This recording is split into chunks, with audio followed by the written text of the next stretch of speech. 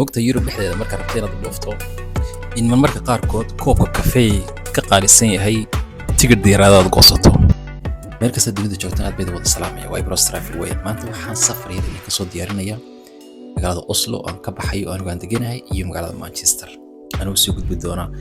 magaalada Liverpool laftiino daayo laakiin diyaaraddan waxay ku eegtay magaalada Manchester. Kadibna waxaan vlogina ka soo diyaarin doona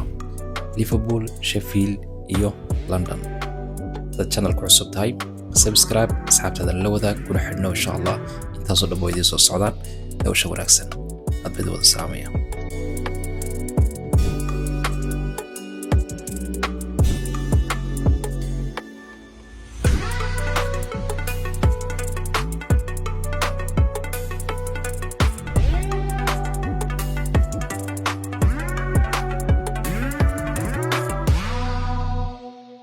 waqtiga Yurub dhexdeeda marka rabtay inaad dhoofto in marmarka qaarkood koobka kafee ka qaalisan yahay tigidh diyaaradaad goosato. tigidhan goosto diyaarada marka qaarkood waxa qaalisan kafeega. diyaaradaha Yurub runtii waxaad u jaban weeyaan waxay ka iibinayaan mataqaan marka qaarkood waxay sanaysaa waa bas hawada maraya waxa la yiraahdo low commercial airlines diyaaradaha jaban baa la yiraahdaa laakiin waxay ka iibinayaan kiilooyada waxa laga yaabaa inaan shandada yar garab kaliya bal ugu ogoliyay markaas oo kale laakiin waxay ka iibinayaan kiilooyada inkastoo iyada lafteedu lacag badan ahayn aan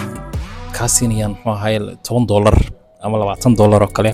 ay ka iibinayaan Yurub diyaaradaheedu waska xaafada that's it waxaan joognay imika weli airportkan ma weyna airportka yare Santa Fe baa la yiraahdaa Oslona wuxuu jiraa adigu saacadii bar meelahaas laakiin hadafkaygu ah inaan Manchester tago diyaaradda kale ka baxda airportka Oslo dhow waxay baxaysayadu 6 subaxnimo aawidi bilaa 6 subaxnimo micnaheedu wax weeyaan inaan 3 habeenimo kaco 6 weynan jooga 6 diyaaradda kacaysa soo account spirit ana saacadii barkan imaado soo lugayo soo bastran soo raaco okay la la insha Allah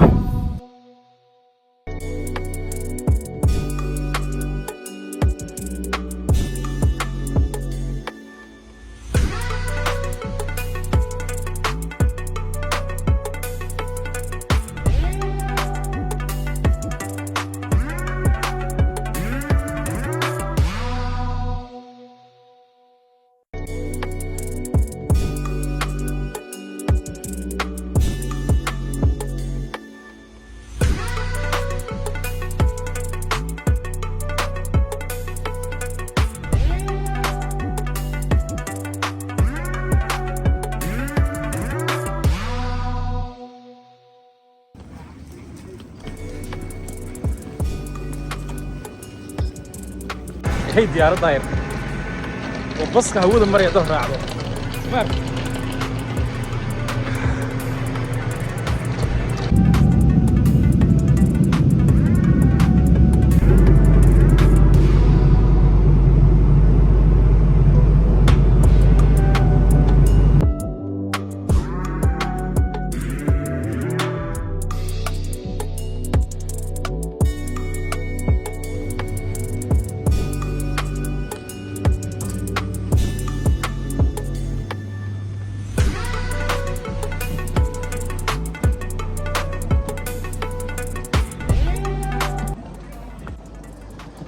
horta Manchester wada salaamaya kan waa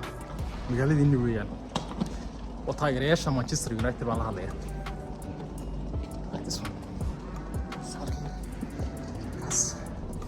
kaas oo soo lugeynaya inuu Tracy Schick next sabay soo dubay dila naftiina daayo my destination waa Liverpool weeyaan dila naftiina daayo inaan tago wallahi shakaab ma wallahi baan ka raysanayaa laakiin xantii loo ka raysanayaa laakiin meesha waxa la dabeyl yaro nacas oo difaac ka gelaysa Ingiriiska